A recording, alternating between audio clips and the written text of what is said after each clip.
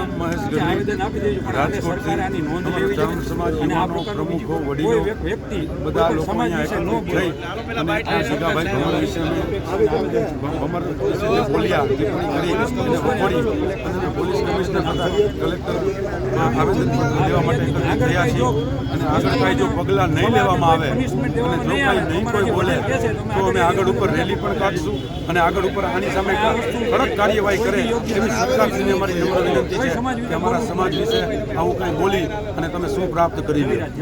જય સોનલ જય મોગલ. વિગત એવી છે કે 2 દિવસ પહેલાં તળાજા ખાતે સમાજ વિરુદ્ધ જે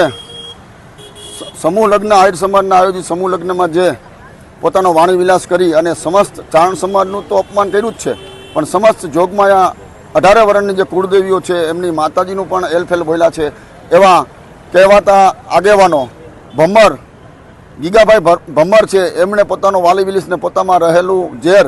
અને નફરતનું જે ઝેર હતું એ ઓયકું છે. એના વિરુદ્ધ સમસ્ત સમાજની લાગણી દુભાણી છે